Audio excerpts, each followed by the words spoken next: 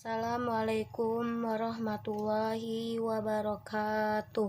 Perkenalkan, nama saya Robiatul Amelia. Nomor NIM saya 2003-020-113. Saya dari Fakultas FAI kelas 3B. Di sini saya akan menjelaskan pendidikan Islam pada zaman Bani Abbasiyah. 1. Bani Abbas dan Daulah Abbasiyah. Daulah berasal dari bahasa Arab. Jika diartikan ke dalam bahasa Indonesia adalah negara. Akan tetapi daulah di sini lebih menunjukkan kepada negara Islam atau negara yang berlandaskan atas ajaran dan syariat Islam. Dinasti Abbasiyah yang berarti sistem pemerintahannya masih monarki yang dipimpin oleh seorang penguasa yang disebut dengan khalifah. Daulah Abbasiyah merupakan daulah Islamiyah yang kedua setelah sebelumnya di bawah kekuasaan Daulah Umayyah.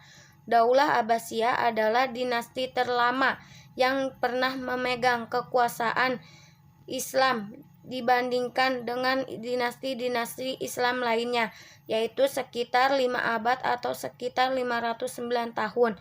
Dinamakan Daulah Abbasiyah karena didirikan oleh Bani Abbas yang merupakan keluarga dari keturunan Bani Hisham, kakek buyut Rasulullah Shallallahu Alaihi Wasallam, sehingga disebut sebagai Daulah Abbasiyah yang dinisbatkan dari nama Abbas, paman Rasulullah Shallallahu Alaihi Wasallam, yaitu saudara dari Abdullah.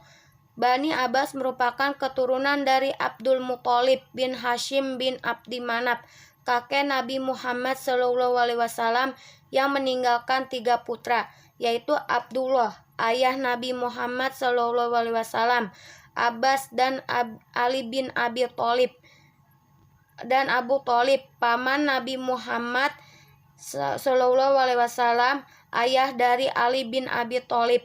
Akan tetapi yang memiliki banyak keturunan hanya Abbas dan Abu Thalib, pendiri Daulah Abbasiyah. Jika dirunut dari silsilahnya, Abu Abbas As-Soffa bin Muhammad bin Ali bin Abdullah bin Abbas bin Abdul Muthalib. Abbas bin Abdul Muthalib sendiri lahir 3 tahun sebelum tahun gajah, sedangkan keluarga Bani Abbas lahir dari Abdullah bin Abbas. 2. Latar belakang berdirinya Daulah Abbasiyah. Secara garis besar, sejarah, kebudayaan, dan peradaban Islam dapat dibagi. B. Perkembangan peradaban dan kebudayaan Islam Daulah Abbasiyah. 1. Perkembangan di bidang ekonomi dan politik. Peradaban Islam mengalami jatuh bangun berbagai peristiwa telah menghiasi perjalanannya. Meski demikian, orang tidak mudah untuk melupakan peradaban emas yang telah ditorehkannya bagi umat manusia. Di antara lain kebijakan para penguasa Daulah Abbasiyah periode pertama ialah A. Khalifah tetap keturunan Arab, sedangkan menteri, gubernur, dan panglima perang diangkat dari keturunan bangsa Persia. B. Kota Baghdad sebagai ibu kota dijadikan kota internasional untuk segala kegiatan ekonomi dan sosial serta politik. Segala bangsa yang mengatur berbagai keyakinan diizinkan bermukim di dalamnya. C. Secara politis, para khalifah periode pertama benar-benar tokoh yang kuat dan merupakan pusat kekuasaan politik dan agama sekaligus sebagaimana yang dicontohkan Rasulullah Shallallahu Alaihi Wasallam pada masa Khalifah Islamiyah di Madinah. Pada abad ke-8 dan ke-9 Masehi, negeri Irak dihuni 30 juta penduduk dan 80%-nya merupakan petani. Hebatnya, mereka sudah memakai sistem irigasi modern dari sungai Efrat dan Tigris.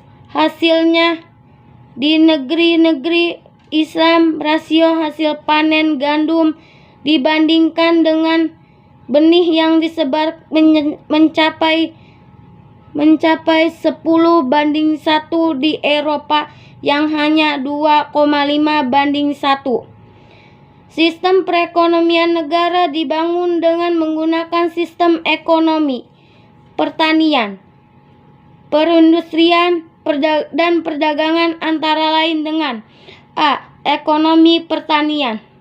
Dengan meringankan beban pajak hasil bumi, para petani bahkan beberapa tempat dihapuskan dari beban pajak. B. Ekonomi perindustrian dan perdagangan. Dengan pengajuan ekonomi, pertanian, perindustrian, dan perdagangan antara lain dengan A. Ekonomi pertanian. Dengan meringankan beban pajak hasil bumi, para petani bahkan beberapa tempat dihapuskan dari beban pajak. B. Ekonomi perindustrian dan perdagangan.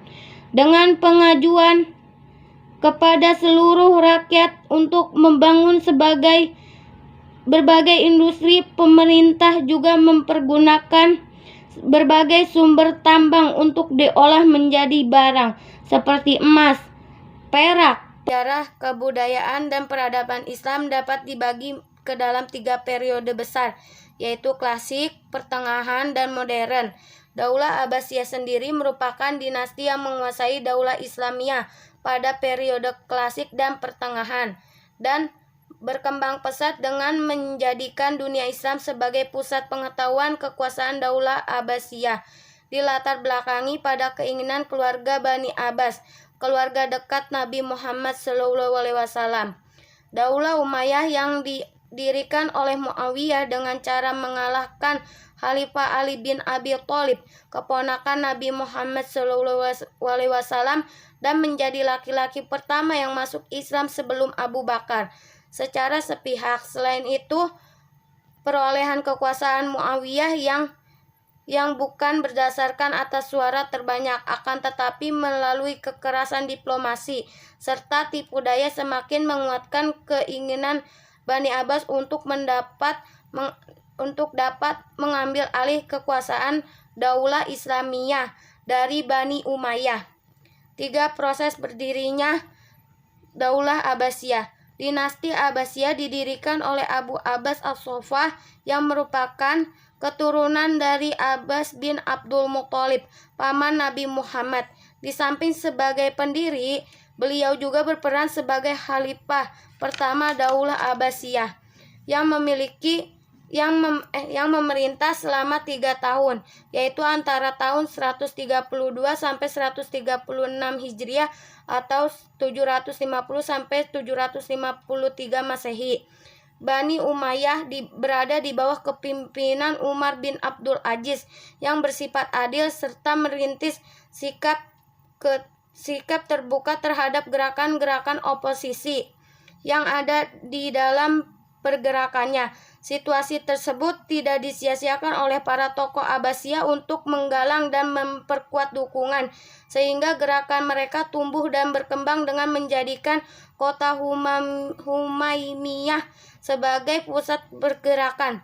Gerakan Bani Abbas pada awalnya dipimpin oleh Ali bin Abdillah, yang dilanjutkan oleh anaknya Abdullah, Muhammad. Setelah meninggalnya Ali bin Abdillah, sepeninggal Muhammad, gerakan tersebut dilanjutkan oleh Ibrahim al-Imam dengan bantuan Abu Muslim al-Khurasani. Pada tahun 132 Hijriah atau 740. Baik, itu saja ilmu yang saya bagikan tentang pendidikan Islam pada masa daulah Bani Abbasiyah. Kurang lebihnya mohon dimaafkan. Wabillahi taufiq wal hidayah. Wassalamualaikum warahmatullahi wabarakatuh. Jangan lupa like, komen, dan subscribe ya guys.